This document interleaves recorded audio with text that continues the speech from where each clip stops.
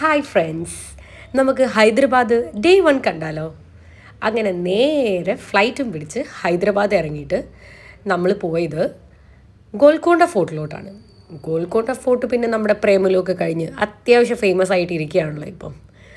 അവിടെ ചെന്ന് അവിടെ മൊത്തം ചുറ്റിക്കറങ്ങി കുറച്ച് ക്ലാപ്പൊക്കെ അടിച്ച് ഇങ്ങനെ കയറി മൊത്തം കണ്ടു.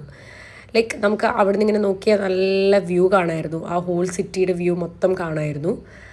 അങ്ങനെ അതൊക്കെ കഴിഞ്ഞ് ക്ഷീണിച്ച് വിശന്നൊരു പരിവായപ്പം നമ്മൾ പാരഡൈസ് ബിരിയാണിയിലോട്ടാണ് പോയത്. അത് അവിടുത്തെ എത്രയോ വർഷമായിട്ടുള്ള ഒരു ഫേമസ് റെസ്റ്റോറൻ്റ് ആണ്. സോ അവിടുന്ന് നമ്മൾ ഡെഫിനറ്റ്ലി ട്രൈ ചെയ്തത് അവരുടെ ബിരിയാണി തന്നെയായിരുന്നു. സോ ബിരിയാണിയെ പറ്റി പറയാനാണെങ്കിൽ ഒരു ആവറേജ് ബിരിയാണി, ഭയങ്കര ഫ്ലേവർഫുൾ എന്നൊന്നും പറയാനില്ല. It's is good. അങ്ങനെ പിന്നെ നൈറ്റ് ആയിട്ടുണ്ടായിരുന്നു. നമ്മൾ ഒരു മെയിൻ ഹൈദരാബാദ് സിറ്റിയുടെ അവിടേക്ക് പോയി. ഈ കാണുന്നതാണ് ഹൈദരാബാദ് സെക്രട്ടേറിയറ്റ്.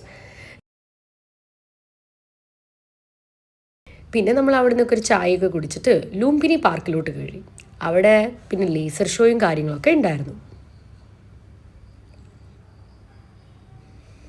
പിന്നെ അതൊക്കെ കഴിഞ്ഞിട്ട് ഞങ്ങൾ നേരെ ബോട്ടിങ്ങിനാണ് പോയത്. ബോട്ടിങ് അടിപൊളിയായിരുന്നു. ഇങ്ങനെ ഈ ഒരു ബുദ്ധ സ്റ്റാച്യൂടെ അവിടെയൊക്കെ കൊണ്ടുപോയി നിർത്തി, നല്ല രസമായിരുന്നു. അതിനുശേഷം നമ്മൾ നേരെ ചാർമിനാറിൻ്റെ അവിടേക്ക് പോയി. സോ അവിടുത്തെ ഒരു ഫേമസ് സംഭവമാണ് ഈ പറഞ്ഞ ടീ, ഈ ഇറാനി ടീ എന്നും അതിൻ്റെ കൂടെയുള്ള ഈ ബണ്ണും കേക്കും ബിസ്ക്കറ്റ്സൊക്കെ ഭയങ്കര ഫേമസ് ആണ്. നമ്മളതൊക്കെ പിന്നെ എല്ലാവരും ചെയ്യുന്ന പോലെ അതും കുടിച്ച് എൻജോയ് ചെയ്തു. പിന്നെ ചാർമിനാറൊക്കെ കണ്ട് ആസ്വദിച്ചു. എന്നിട്ട് നമ്മൾ നൈറ്റ് ഡിന്നറിന് വേണ്ടിയിട്ട് അവിടുത്തെ ഒരു നല്ലൊരു സ്പോട്ടായ അന്തേര എന്ന് പറഞ്ഞ റെസ്റ്റോറൻറ്റിലാണ് പോയത്. അവിടുത്തെ ഒരു ആംബിയൻസും ഫുഡും എല്ലാം അടിപൊളിയായിരുന്നു.